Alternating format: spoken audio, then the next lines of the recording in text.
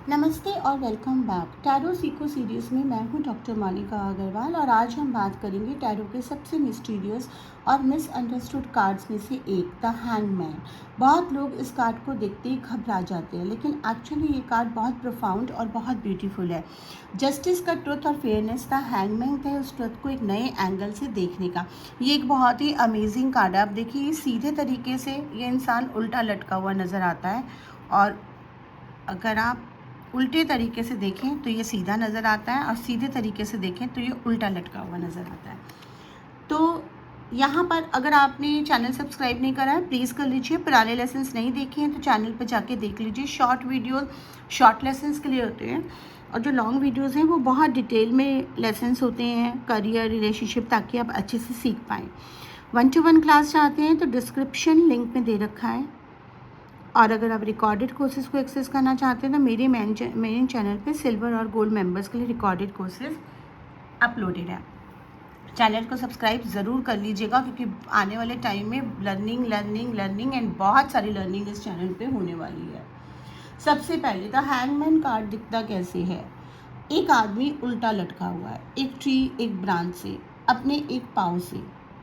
ये ट्री है living tree, alive, growth का सिंबल। मतलब ये पॉज डेथ नहीं है, ये ट्रांसफॉर्मेशन है। उसकी एक टांग स्ट्रेट है, ट्री से बंधा हुआ है, दूसरी टांग क्रॉस की हुई है। उसके पीछे फिगर 4 शेप में वॉलंटरीली, फोर्स्ड नहीं है। उसके हाथ पीछे हैं लूजली। वो स्ट्रगल नहीं कर रहा है, वो सिंपली सरेंडर में है। और सबसे इम्पॉर्टेंट, उसके सर के आसपास है गोल्डन हैलो, एनलाइटमेंट का सिंबल। मतलब कि इस अपसाइड डाउन पोजीशन में वो एक्चुअली एनलाइटेंड है। वो कुछ ऐसा देख रहा है जो सीधे खड़े होके नहीं देखा जा सकता। उसका एक्सप्रेशन है पीसफुल। उल्टा खड़ा है, बैलेंस्ड है, एक टांग पे, पीसफुल है। इसका मतलब ये भी दिखाते हैं कि वो कंफ्यूज हो सकता है या साउंड कर सकता है, बट उसका बैलेंस बिगड़ा नहीं है। ऑलमोस्ट ऐसा लग रहा है कि मुस्कुरा रहा है उल्टा खड़े होके भी। बात करते हैं इसके कोर मीनिंग की। सच बोलने का, अकाउंटेबिलिटी का। द हैंगमैन है इनएक्शन का कार्ड, पॉज का कार्ड, सरेंडर का कार्ड। ये कार्ड रिप्रेजेंट करता है सस्पेंशन, वेटिंग, न्यू पर्सपेक्टिव, लेटिंग गो, सैक्रिफाइस, सरेंडर। जब दी हैंगमैन आता है रीडिंग में, यूनिवर्स का मैसेज होता है अभी कुछ मत करो, वेट करो और इस वेटिंग में एक नया पर्सपेक्टिव ढूंढो। बहुत बार हम इतना स्टक हो जाते हैं कि हम अपने ही पॉइंट ऑफ व्यू में दूसरों का एंगल देख लेते हैं और दूसरे हमें कैसे मैनिपुलेट करते हैं वो हम नहीं देख पा रहे। हैंगमैन कहता है उल्टा देखना शुरू करो। अब सीधा देख के बहुत हुआ, सीधे तरीके से काम नहीं चल रहा, अब आप उल्टा देखोगे। जो सीधा खड़े होके नहीं दिख रहा वो उल्टा खड़े होके दिखेगा। स्पिरिचुअली अगर हम बात करें तो हैंगमैन रिप्रेजेंट करता है सेक्रीफाइस को, वो मोमेंट जब हम वॉलेंटरी कुछ छोड़ देते हैं एक हायर ट्रुथ के लिए।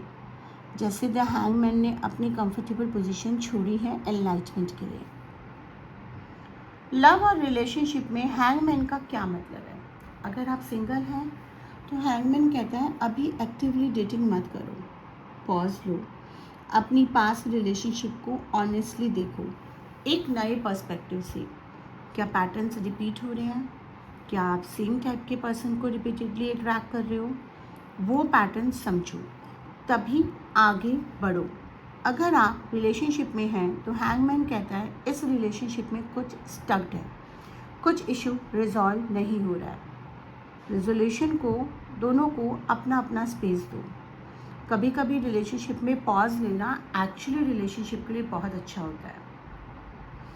करियर और मनी में हैंगमैन कहता है अभी कोई बड़ा डिसीजन मत लो, कोई नया जॉब मत लो, कोई बड़ा मूव मत करो, ये वेटिंग पीरियड है। इस पॉज में अपनी करंट सिचुएशन को एक नए एंगल से देखो। शायद वो अपॉर्चुनिटी जो आप मिस कर रहे हैं वो actually right in front of you है, बस आपका पर्सपेक्टिव चेंज करना है। अगर आप किसी प्रोजेक्ट पे स्टक हैं तो हैंगमैन कहता है स्टेप बैक ले लो, दूसरा एंगल देखो। सॉल्यूशन वहाँ है जहाँ आप सोच ही नहीं रहे, जहाँ आप देख ही नहीं रहे। हैंगमैन कहता है अभी बड़े इन्वेस्टमेंट मत करो, अभी पैसा रोक दो। हैंगमैन रिजर्व के 3 मीनिंग हो सकते हैं। अब जैसे हैंगमैन का जो कार्ड है ना, जैसे ही आप रिवर्स करोगे वो सीधा हो जाएगा। पहला होता है स्टॉलिंग अननेसेसरी, आप ज़्यादा टाइम ले रहे हैं, पॉज बहुत लंबा हो गया है, एक्शन का टाइम आ गया है। दूसरा होता है रेजिस्टेंस को लेट गो कर दीजिए, कुछ है जो आपको छोड़ना चाहिए लेकिन आप उसे छोड़ नहीं रहे हैं, पुराने लूप में अटके पड़े हैं। तीसरा मैट्रे कॉम्प्लेक्स, आप अननेसेसरीली सेक्रीफाइस कर रहे हैं, कम सेक्रीफाइस करिए। ज़रूरी नहीं है हर किसी के लिए सेक्रीफाइस करना ही ज़रूरी होता है, कई बार फर्म रहना और अपने आप में भी रहना उनको हेल्प कर देता है। हैंगमैन की रेमेडी, अगले 7 दिन तक रोज़ाना एक सिचुएशन को जो आप नॉर्मली एक ही तरह से देखते हैं उसके बिल्कुल अपोजिट पर्सपेक्टिव से देखो। अगर आप सोचते हैं कि ये मेरी गलती नहीं है तो एक दिन सोचो कि अगर मेरी गलती होती तो क्या होता।